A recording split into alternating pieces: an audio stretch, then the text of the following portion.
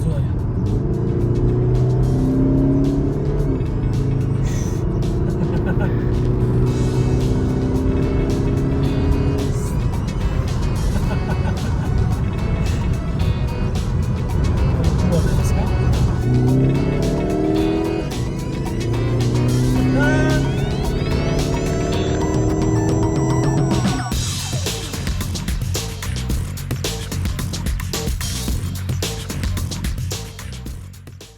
Road Machine Lovers, јас сум JJ и денеска ќе ја покажам втората страна од паричката наречена колена продажба. Често ме прашуваат, а може би и не е невообичаено, Јован, со овој буџет што го имам, која е перфектната кола која што можам да ја купам? И често не знам што да одговорам, бидејќи покрај буџетот кој што е индивидуален, постојат и различните потреби на секој од нас. Тие се условите под кои што филтрирам група на автомобили за потребите на поединецот и оттаму почнува играта, односно потрагата по перфектниот автомобил. Возилото што го возам денес, за разлика од претходно, беше на продажба, а јас бев дел од мисијата за да се пронеде и за да се купи. Но за тоа малку подоцна во видеото. Останете со нас. Ако тригисното мини беше одличен автомобил за млад ентузијаст, ентузијастка, или за семејство кои што имаат уште еден автомобил, поголем за патување, тогаш ова е идеално возило за ентузијаст кој што има само едно паркинг место, но и семејство. Шкода Октавија VRS, трета генерација, година на производство 2019. Носи дизелски агрегат од 2000 кубици, 184 коњи и 7-степенски DSG автоматски менувач. Турбината предизвикува 380 Нм, односно вртежи во минута. Ознаката VRS значи Victory Rally Sport. Има една анекдота околу ова име. Ќе ви кажам подоцна во видеото. Досега имаме поминато 32 км со незем, моментално има поминато 59.670 км, купена е од Јосифов Ауто во Битола со 0 км и моментално покрај тоа што ја уживаме ние, ја ужива и својот втор сопственик, мојот пријател. Како е одржувано? Сите сервиси се направени во Јосифов Ауто, на последната промена на масло и филтри, направена и промена на плочки за кочење, исто така направена промена и на акумулатор. При последниот преглед немало потреба од никаква друга интервенција. Возилото го добивме со летни и зимски бандажи. Зимските бандажи се мат 17 со Ханкок гуми и успеавме да ја снимиме со летните 19 OEM бандажи. Како е опремен? Ова е средно опремен автомобил и акцент е ставено само на оно што е најважно за возење. Има грејачи на седишта, двозонска автоматска клима, автоматско затемнување внатре и надвор и преклопни ретровизори,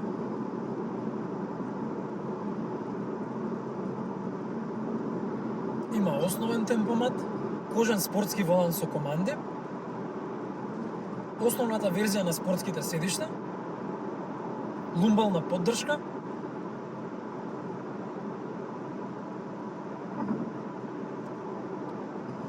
тука е и црното небо, амбиентално осветлување со можност за промена на боја, фантастичните матрикс светла со автоматско долго, паркинг сензори, автоматски брисачи. Ја поседува средната големина на навигација. Истата поддржува Apple CarPlay и Android Auto. Го има она што е најважно за секој ентузијаст на Volkswagen групацијата, а тоа е дигиталниот кокпит, Bluetooth аудио, USB. VRS моделот е многу поразличен од класичната Октавија. На улиците во фейслифт изгледот може да се начака и во бензинска варијанта од 240 конски сили, кој што исто така може да дојде со DSG 7-степенски автоматски менувач. По она што чувствувам до сега, и оваа дизелска варијанта може да трча спринт. Има спортска суспензија и е пониска од класичната верзија, има поголеми сопирачки, спортски фелни, но и шифтери на воланот. Покрај тоа што има спортски браници за спортски изглед, на задната врата од багажникот има и спойлер, кој што, да не се лажеме, е тука само заради естетика. Моментално предните гуми се Sava Intesa UHP2, а задните се Pirelli P0. Сеното лето ќе добие уште еден сет на Pirelli P0 за да се комплетира приказната. Која е состојбата на возилото? Навистина не ми е тешко да ви го доловам тоа. Вие знаете кај нас автомобили кои што имаат 200.000 поминато добиваат атрибут на ново. А што да кажеме за оваа што има 1/4 од таа километража? Тешко е да се долови каква е состојбата на автомобил што има 250.000 поминато, секоја чест на оние што се одржуваат. Возилото е множество од делови. а колку се тие помалку потрошени, толку е подобро уживањето и забавата.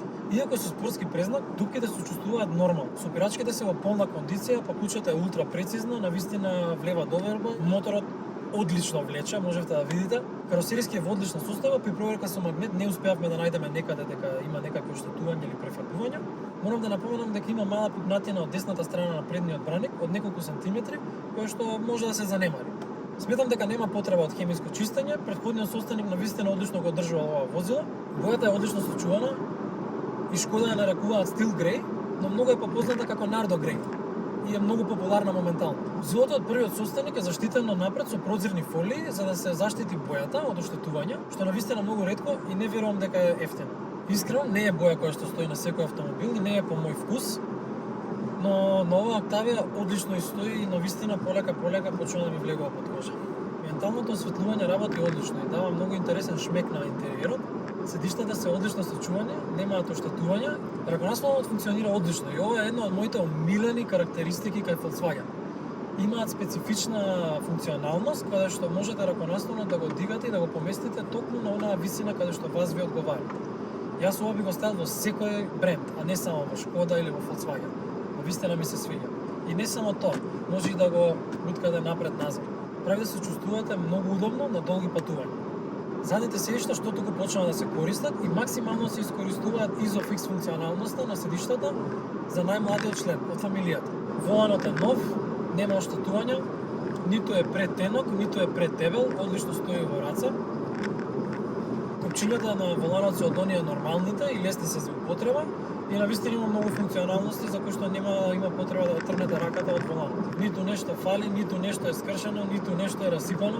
Навистина би било жално на оваа километража да има нешто такво. Кога ќе седнете на возачкото седиште, веднаш ќе приметите каде всушност се потрошени парите за додатната опрема на овој автомобил. Пред мене се наоѓа виртуелниот кокпит, а десно од него се наоѓа навигацијата. Двата дисплеи се без оштетување и работат во одличен ред, но дека овие две опции се клучните опции кои што би го направиле секој собственик горд на своето возило. Навистина изгледа како да се наоѓате во поскапиот Golf или Артеон од истата година. Од левата страна на воланот има место каде што може да го оставите новчаникот или нешто друго што треба да ви е лесно достапно, како МТАК или слично. Овде во средината имате оддоче каде што може да си го ставите телефонот. Тука блиску се наоѓа и USB портата. Овде има дел каде што може да ги чувате вашите наочари и внатре е обложено со гума за да не ви се оштетат. Во вратите морам да напоменам дека е интересно што во овој модел и во оваа класа се обложени со текстил за да не ви тропкаат работите кои што ви се внатре. Касетата е одлична можност за чување пијалаци, бидејќи внатре може да се вклучи ладењето на истата и да уживате во лето. Во средината позади има отвори за вентилација, нема трета зона, но има уште две порти за полнење на вашите уреди од позади.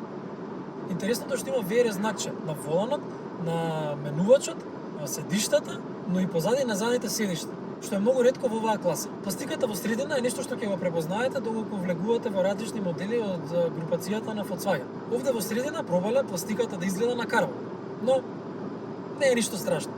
Ниту изгледа лошо, ниту изгледа како вистински карбон.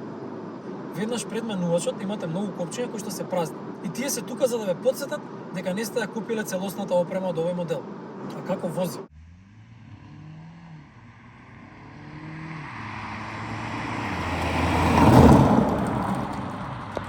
Како спортски седан не можете да го споредувате со Mercedes или со BMW. Навистина не би било логично, бидејќи овде погонот е на предните тркала, а тама е на задните. Ова може да го споредите со Golf, со Audi A4 и ако правите споредба со брендовите од повисоката класа, нормално е дека ќе му најдете мај. Подобро е ова да го споредите со Honda или со Kia. Сепак има инстантни реакции, има и различни модови на возење. Се чувствува во спортскиот мод дека воланот навистина се затегнува за да бидете попрецизен во кривините. Со затегнувањето не се зголемува нешто многу чувството на патот под вас, но сепак е подобро. Шасијата одлично ги пренесува информациите од патот и навистина можам да кажам дека е способна.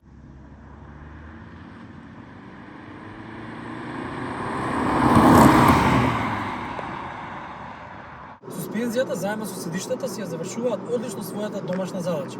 И кога ќе пристигнете на местото до каде што патувате, нема да чувствувате замор. Исто како да не сте возеле спортска суспензија динамично на 19-ки. Импресивно е што удобноста се зголемува пропорционално со брзината. Како што забрзувате, така станува помека. Кај треба да потпишам?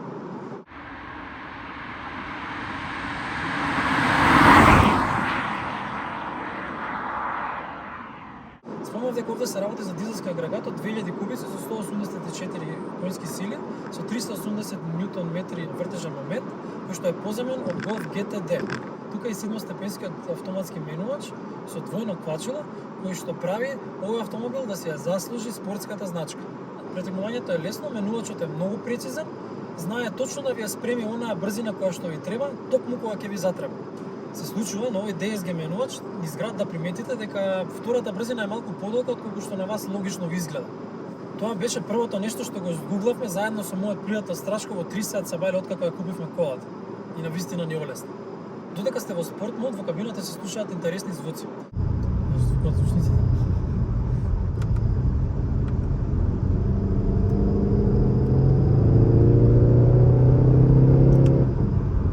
Но тоа не доаѓа од песната која што ја свири агрегатот, туку од звучниците внатре во автомобилот.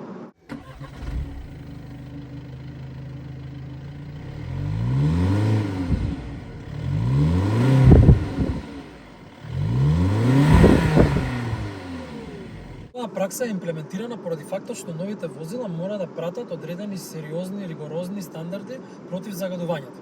Сето тоа придонесува за намалување на звукот кој што доаѓа од издувот, па затоа се компензира преку звучниците.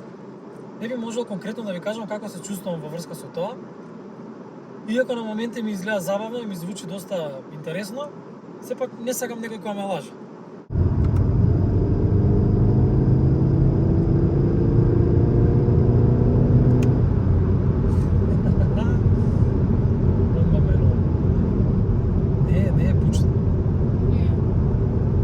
Да кажам дека сте изолирани како во некој премиум бренд BMW или Mercedes, но сепак навистина добро е завршена работата. Нема конкретно некоја голема бучава внатре при возење на големи брзини.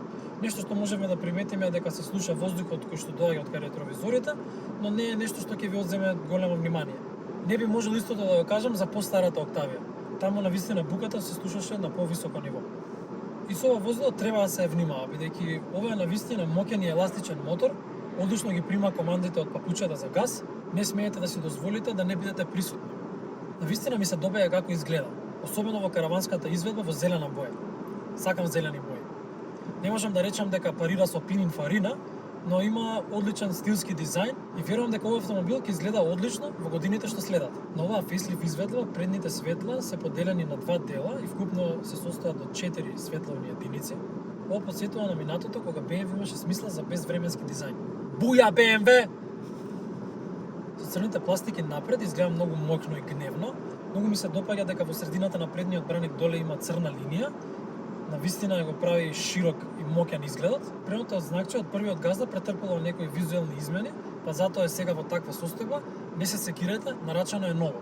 И ова знакче ми е најомиленото знакче за Шкода. Од другите визуелни модификации највеќе ми се допаѓа тоа што на предниот браник има додадено црвени рефлективни лепенки, за да одговараат со задната рефлективна лепенка која што е фабричка и се наоѓа на долниот крај од задниот браник. Тоа исто така многу ми се допаѓа. Убави се и задните штоп светла кои што се фабрички малку затемнети, а по оваа боја навистина се вртат луѓето. Се уште е необично. Задните стакла се дополнително затемнети, а тоа не му се допаѓа ниту на сегашниот собственик, а ниту на мене. Навечер навистина ништо не се гледа. Овој автомобил нема задна камера, што го прави паркирањето уште поотежнато. Иако ми се допаѓа старата верзија на VRS-от, редизајнот е оној кој што треба да го поседувате. Има многу голем напредок, не само надвор, туку и внатре во автомобилот. Нешто што не ми се допаѓа на овој автомобил е тоа што има лажен издув на десната страна. Левата е всушност функционална за дизелските агрегати, за бензинските двете се функционални, но мислам дека можеле тоа некако подобро да го изведат. Иако разбирам зошто тоа е таму, поради визуелна симетрија. Fun fact, Шкода морале да го променат своето име од RS во VRS заради тоа што Форд се заканил со тужба. Ве потсеќа на некој? Шкода се познати по својот слоган Simply Clever, а тоа значи дека низ интериерот на автомобилот ќе најдете интересни решенија на проблеми од секојдневниот живот. Како на пример гребалката за мраз во капакот за горивото, фиоката под совозачкото седиште во кое што се чува чадорот. Под возачкото седиште се наоѓа просторче каде што се чува флуоресцентниот елек и тоа ви олеснува да го облечете веднаш уште пред да излезете на автопат. Во багажникот има многу интересни закачалки за кеси, за да не ви се растураат оние работи кои што ги имате купени и ги носите дома. Исто така во багажникот има 12 волтен приклучок со кој што може да ја напојувате вашата рачна правосмугалка или на истиот може да го приклучите вашето преносно фризидерче за да ви остане ладно се додека не стигнете на дестинацијата на вашиот годишен одмор. Има и отвор во средината на задните седишта за да може да сместите подолги предмети како на пример скии. Оригиналната патосница за багажникот е со две лица, едната гумена, а едната текстилна, во зависност од тоа за што го потребувате вашиот автомобил. А еден од поинтересните вградени гаджети е штипката на ветробранското стакло која ви дозволува да ставите вашата паркинг карта или сметка онаму каде што патувате. Во Македонија тоа не е толку многу корисно. Ајде малку да позборуваме за практичноста на овој автомобил. Големината на возилото е перфектна за низ град без големи компромиси. Едноставно немате представа дека возите долг автомобил. Ако се прашувате дали може да сместите удобно 5 луѓе за на подолги патишта, одговорот е да. И не само тоа, туку можат со себе да понесат средно голем багаж. Инаку татко ми го има постариот модел на Октавија и кога за прв пат влегов во него, мислев дека оваа класа на автомобил е многу поблиска до Passat отколку до Golf, но не бев во право. Ова е всушност Golf кој што е продолжен позади предната врата, за да се добие поголем простор на задните седишта. Но исто така и багажникот е продолжен. Конкретно овој модел како основа го зема Golf 7. Практичноста воопшто не застанува таму. Багажникот е огромен, 590 литри. Во моето срце ретко има место за класични седани, бидејќи не може баш се да пренесеш со нив што ќе посакаш. Но овој модел има решение за тоа. Од страна изгледа како класичен седан, но крие пета врата која што овозможува да го пристапите целосниот багажен простор, а со тоа можете да пренесете скоро се што вашата сопруга може да најде во IKEA. And then some. На што ли се не е способен караванот? Со откренати седишта, овој багажник има 590 литри капацитет. Тоа се 118 5-литарски шишења. Може ли да замислите? Но тоа не е се. Во поголема мера корисниот дел на багажникот е покриен, за разлика од пример SUVs, можам да земам нешто што е повисока класа како X5 во споредба, таа има мислам дека 650 литри багажен простор, но тој само пола е покриен. А знаеме дека откриен багажник е мета на непосакувани ситуации. И препон багажник не е идеално, особено ако сакате да гледате во ретровизор. Со спуштени седишта има 1580 литри капацитет. Искрено, во пари сум влегол во помали станови. Лесно се паркира поради сензорите, нема камера, но тоа е нешто за кое што собственикот ќе направи ретрофит во блиска иднина. Имаме некои забелешки. Ако веќе смеам да се занесувам, би сакал овој модел да го има сончевиот кров, би сакал да има меморија на седишта, масажа на седишта, да има адаптивен темпомат, грејење на волан, алкантара, сигурно и keyless entry не би било лошо, но тоа би смеел да го кажам ако ја нарачувам сам од салон. Ако се приземја малку, би можел да искоментирам дека има премногу пластика во интериерот, особено овде на страните, иако овде е меко и овде, сепак јас би играл малку поинаку. Го кажувам ова иако сметам дека не е фер споредбата со други интериери во истата класа од други брендови, заради тоа што оние кои што ви нудат по-фенси изглед во интериерот, не нудат место за оставање на вашиот чадор. Освен ако не збориме за Rolls-Royce. Тие се малку поскапи од оваа кола. Копчињата на воланот изгледаат малку обично, но фала му на Бога што не се пиано финиш. Сите сакаме да имаме се што ќе посакаме во моментот кога ќе го посакаме, но некогаш треба да играш со картите кои што ти се поделени. Од она што го имаше на продажба последните 7 месеци во кои што бараме автомобил за мојот пријател, ова беше единственото нешто што можеше да се најде во неговиот прайс рейндж, што оваа километража и да не биде постаро од 2019. Од приности можам да го споменам претходниот собственик кој што одлично се грижал за овој автомобил и не само тоа, се погрижи и мојот пријател Страшко да добие и одлична фризура од сделката.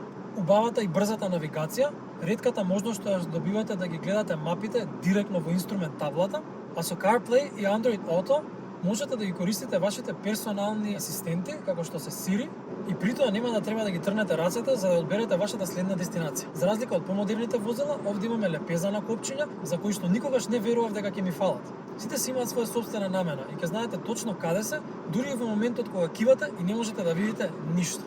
Уште една предност е што овој модел ја има класичната суспензија, а не адаптивната. Иако, низ текот на годината, сигурно е поудобно возењето со адаптивната суспензија, верувајте дека оваа пасивната суспензија многу подобро лежи во кривини. Особено кога ја возите на лимит. Модовите за возење може да ги кастомизирате по ваш вкус. Дали е тоа воланот, режимот на работа на моторот, звукот од издовот, читај звучниците, а може да одберете дури и дали да ги користите адаптивните светла или не. Комбинираната потрошувачка му се движи некаде околу 5,5 литри. Нафтапа знае да троши и помалку од 5 литри, особено ако ја возите во еко режимот, и малку под ограничената брзина. Во град знае да стигне измеѓу 6 и 7 ако се брзате. Со 50 литри резервоар во идеални услови може да постигнете 1000 км опсег, а тоа е митот што си го раскажуваат електричните автомобили пред да заспиат. Роуд трипот заврши, 439 км извозени, вкупно 8 часа во автомобилот, 55 км average, возено нормално на различни модови, нормал, еко, во главном во спорт. Навистина сум премногу изненаден од овој автомобил. Добивате одлична спортска суспензија, одлична спортска вожња, многу стабилен автомобил со многу мала потрошувачка. Неверојатно. Мислам дека добивате се што може да добиете во еден Артеон, освен луксузот. И мислам дека не недостасува луксузот во овој автомобил. Јас сум премногу благодарен на Страшко. Одлично си поминав и овој автомобил навистина ќе ми фали.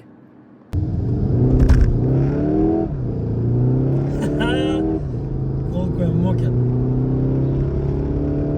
Не може да се задржи на асфалтот. Веднаш пролиза. Доволна. Браво. Моето мислење е дека навистина не е лесно да се направи ваков тип на возило од кое што премногу се очекува. Ако погледнеме во дворот на премиум брендовите од истата класа, таму е важно каква кожа има, колку кожа има, дали ја има насекаде, дали ги има најновите гаджети. Таму не ни е толку важно дали багажникот има нормална форма или троши 5 литри повеќе од што треба. За брендови како Ферари и Масерати дури можеме целосно да им простиме ако немаат багажен простор или ако рачната им е помеѓу возачкото седиште и вратата. Најлесно си проаѓаат оние возила кои што се најевтини во класата. Од нив навистина не се очекува премногу. Тие треба да се средно удобни, треба да бидат економични, да не бидат многу скапи, да бидат практични, да бидат лесни за управување. Тоа е рецепта за која што не ви требаат премногу намирници. Октавијата треба да прави од се по нешто, сите тие работи да ги прави доволно добро и по можност да не чини многу. Се подразбира да биде безбедна, просторна, да биде удобна и да не се расипува. Изгоре на се, треба да понуди спортски модел кој што нуди спортско возење и забава. Мислите дека тоа е лесно? Со дизелската верзија на VRS тие успеале и да не ве боли рамото додека го вадите новчаникот на бензинска. Секоја чест. Затоа им се восхитувам на Шкода што успеале да направат возило од ранг на швајцарски нож. Успеавме да најдеме одлично возило за Страшко. Пред тоа 7-8 месеци не можевме да најдеме автомобил за него. Толку многу се погодија коцките што Mazda 6-ката која што продаваше 7-8 месеци се продаде еден ден пред да го најдеме VRS-от, викендот пред да успеам да ја снимам. Цената која што Страшко успеа да ја договори со првиот сопственик останува тајна. Но она што можам да ви го кажам е дека додека беше на оглас ова возило, почетната цена беше 27.800. Мислите ли ова дека е реална цена? Пишете ми во коментар колку мислите дека всушност се имаат договорено. Мојата пасија за коли навистина ме прави многу среќен. И многу сум благодарен што имам можност да го правам ова. А уште посреќен сум што има вас што ме гледате. А доколку се уште не сте направиле subscribe, бидете брзи колку Tesla Model S Plaid и за 1,8 секунди направете subscribe. Независно од тоа дали ме заследивте или не, сепак бидете одговорни во сообраќај. Се надевам дека навистина уживавте во ова видео. Толку многу што би го препратиле на некој друг. Многу би сакал да ги слушнам вашите мислења, не само за ова видео, туку и за претходните. Исто така и за се она што го правам на Instagram, TikTok и на Facebook. Ве молам, пишувајте ми коментари. Така ќе знам како да се подобрам и да имаме подобри видеа не само за вас, туку и за следните кои ќе дојдат да ги гледаат. И не заборавајте да ставите лайк. До следното видување. Се гледаме. Поздрав!